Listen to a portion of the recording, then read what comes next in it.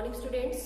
BSc part second organic chemistry में अपन carboxylic acids वाला chapter है वो कंप्लीट कर चुके हैं। आज अपन स्टार्ट करते हैं derivatives of carboxylic acids.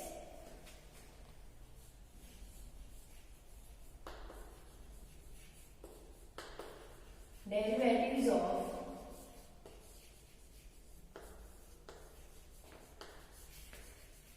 Carboxylic acids.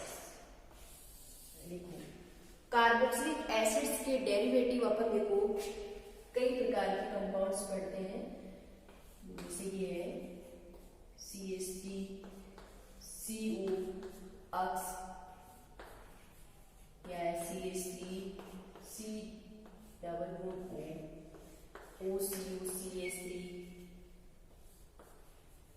CH3 C double bond O, OR या फिर CH3 C double bond O NH2। ये सभी कंपाउंड्स क्या है, कार्बोक्सिलिक एसिड्स के डेरिवेटिव्स है। ये क्या है, एसिड हैलाइड, ये एनहाइड्राइड है, ये एस्टर है और ये एमाइड है। तो देखो कार्बोक्सिलिक एसिड्स के डेरिवेटिव्स है वो क्या होते हैं। कार्बोक्सिलिक एसिड्स वे कंपाउंड होते हैं जिनमें ये वाला ग्रुप होता है। ये क्या है, कार्बोक्सिलिक ग्रुप।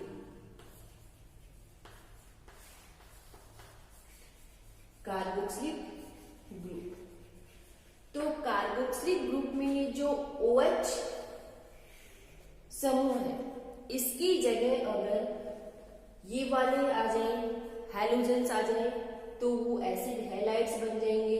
ये वाला ग्रुप आ जाए तो एनहाइड्राइड बन जाए, ये ग्रुप आए तो एस्टर बन जाएंगे, और ये एमिनो ग्रुप आ जाए तो क्या बन जाएंगे, एमाइड्स बन जाएंगे। तो कार्बोक्सिलिक एसिड्स में कार्बोक्सिलिक ग्रुप में OH की जगह अगर ये दूसरे वाले ग्रुप्स आ जाए तो वो क्या बन जाते हैं, कार्बोक्सिलिक एसिड्स के डेरिवेटिव्स। अब देखो अपन एक एक करके इनको पढ़। सबसे पहले आएगा एसिड हैलाइड्स। सबसे पहला अपन लेते हैं एसिड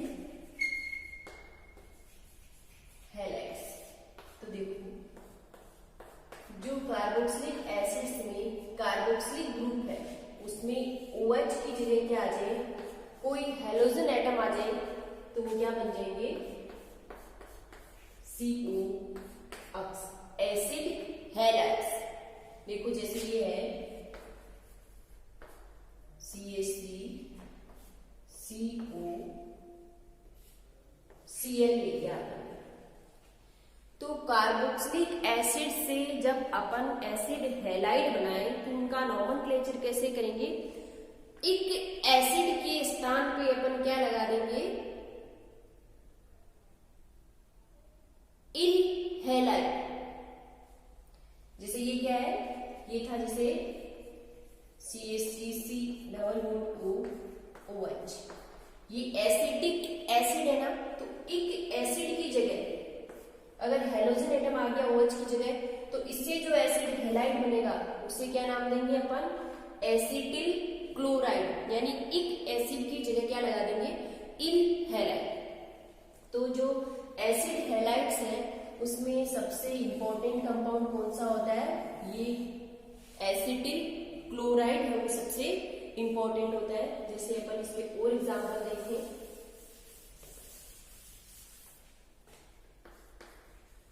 CH3 COH, इससे बन जाए CH3 CO Cl, या फिर ये लें CH3 CH2 C double bond OH, इससे बन जाए CH3 CH2 C double bond O Cl। ये है एसिटिक एसिड से एसिटिल क्लोराइड, ये प्रोपियोनिक एसिड तो प्रोपियोनिक क्लोराइड।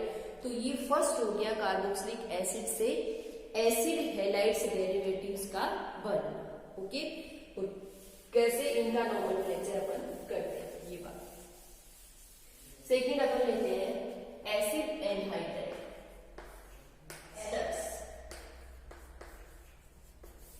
देखो एस्टर्स क्या होता है,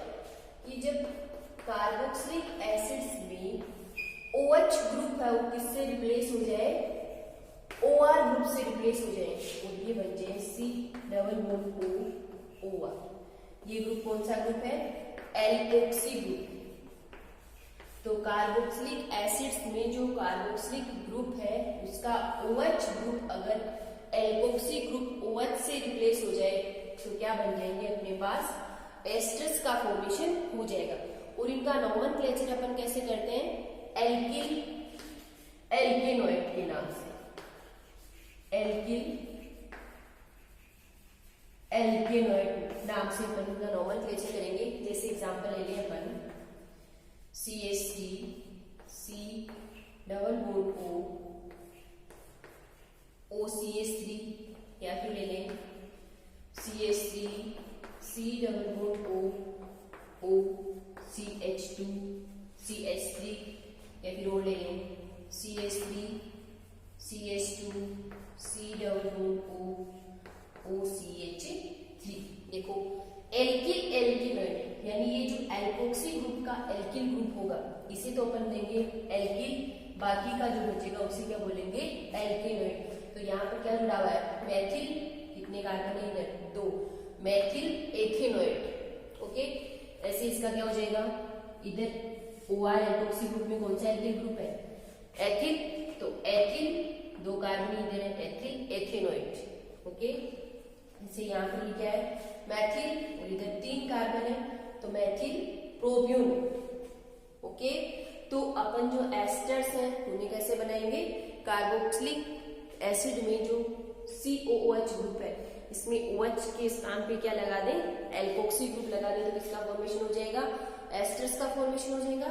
और इनका नोमेनक्लेचर करेंगे एल्किल एल्केनोइड यानी एल्कोक्सी ग्रुप में जितने कार्बन का एल्किल ग्रुप है पहले उसका नाम लिखेंगे एल्किल, फिर बाकी का जो होता है उसमें कार्बन नंबर काउंट करके एल्केनोइड। ओके, सेकंड हो गया ये एस्टर। थर्ड अपन देखते हैं एनहाइड्राइड।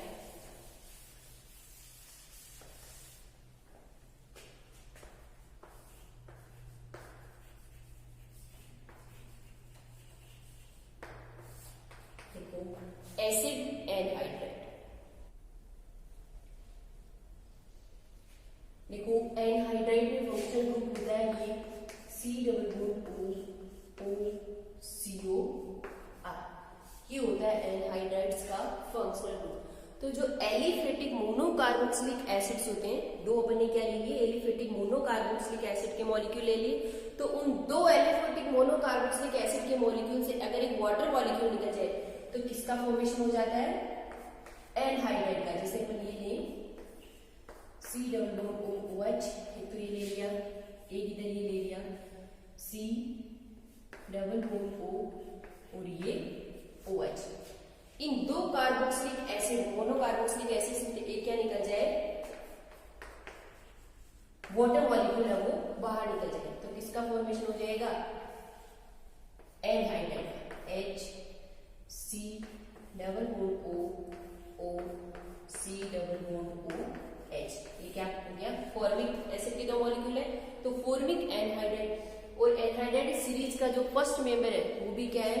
फॉर्मिक एनहाइड्राइड है। क्यों? क्योंकि फर्स्ट जो कार्बोक्सिलिक एसिड का मेंबर है वो भी क्या है?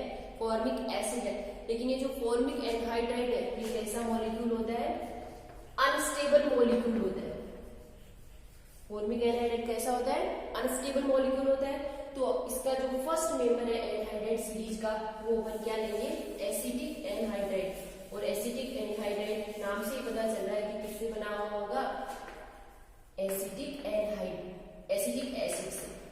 COH, इधर एक एसिटिक एसिड का मॉलिक्यूल और ले लें CH3 C double bond O OH। एक क्या निकल जाए इनमें से? Water molecule. यहाँ बन जाएगा CH3 C double bond O OCO CH3। तो एनहाइड्राइड का जो स्टेबल कंपाउंड है फर्स्ट क्या हो जाएगा? Acetic anhydride. तो अपन ने अभी तक 3 डेरिवेटिव पढ़े हैं, acid halide, esters, anhydride. Fourth अपन लेते हैं एमाइड्स।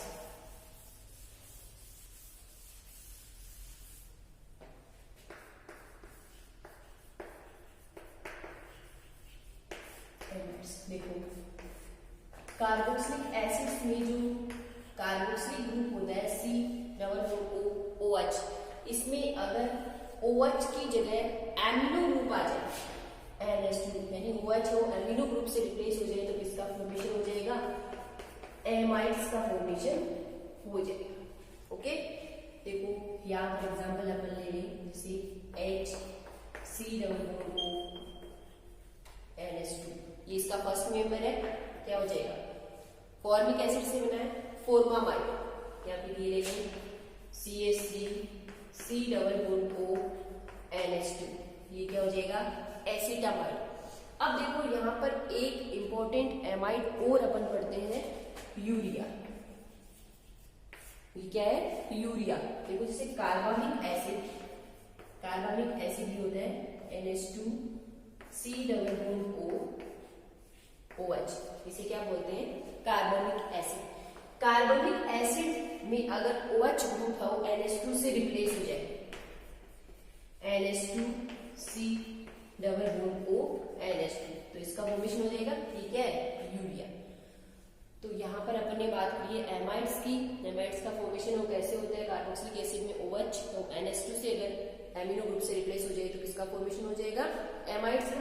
इसके एग्जांपल अपन ने पढ़ा है, फॉर्मिक एसिड से फॉर्मामाइड, या एसिटिक एसिड से एसिटामाइड। इसी में अपन ने एक एग्जांपल लिया है कि एक इंपॉर्टेंट एमाइड और है जो किससे बनता है, कार्बोनिक एसिड से बनता है। कार्बोनिक एसिड होता है NH2 COO OH, ये कार्बोनिक एसिड। कार्बोनिक एसिड में अगर OH ग्रुप है वो NH2 से रिप्लेस हो जाए तो इस एमाइड का फॉर्मेशन होता है, और इसे क्या बोलते हैं अपन, यूरिया, NH2CO NH2। ओके, तो ये यहाँ तक अपन ने पढ़े हैं कार्बोक्सिलिक एसिड्स की जो इंपॉर्टेंट अपन डेरिवेटिव पढ़ते हैं उनके बारे में थोड़ा general introduction, acid, halide, esters, anhydrides और एमाइड्स। ओके, अब अपन इसमें देखते हैं, देखो relative stability of acid derivatives, relative stability of acid derivatives. Okay, इनकी स्टेबिलिटी की अपन बात करते हैं। देखो एसिड ग्रुप होता है ये RCO, ये होता है एसिड ग्रुप RC। तो इन एसिड डेरिवेटिव्स जो होते हैं उनमें CO के पास में एक क्या जुड़ा हुआ होता है, Z ग्रुप जुड़ा हुआ होता है, तो इन्हें अपन बोलते हैं एसिड डेरिवेटिव्स। ओके, यहाँ पर ये कोई भी Z ग्रुप जुड़ा हुआ होता है, ये कैसा होता है, कोई न्यूक्लियोफाइल होता है। ओके, तो इस ग्रुप के रेजोनेंस इफेक्ट से यहाँ पर CO ग्रुप इलेक्ट्रॉन ऑक्सीजन की ओर, CO ग्रुप है वो इस Z ग्रुप ये कह रहे हैं क्या होता है, कोई न्यूक्लियोफाइल की तरह बिहेव करता है।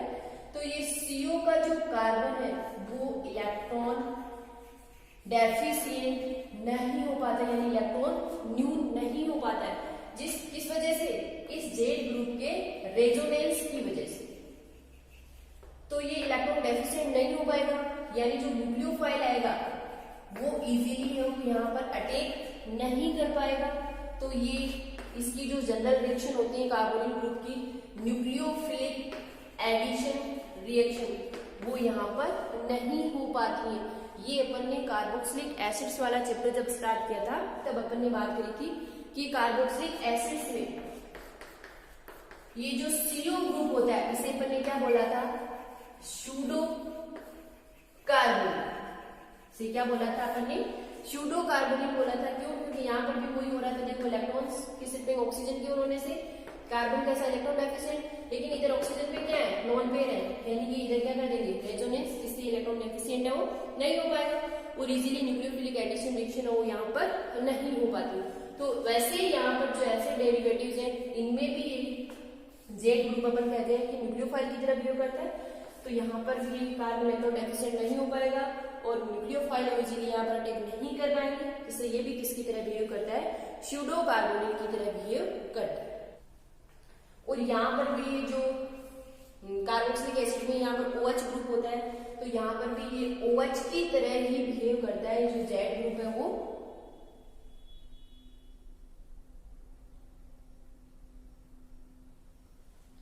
यानी ऐसे कहते हैं कि OH की तरह रेजोनेंस शो करते हैं, जिससे CO ग्रुप की रिएक्टिविटी को क्या कर देते हैं, कम कर देते हैं।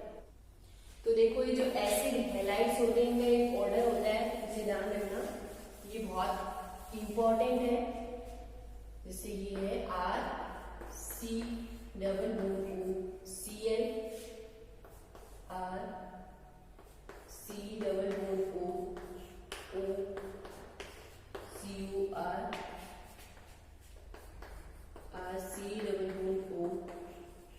RCOOCOR, और ये हो जाएगा RCOONH2।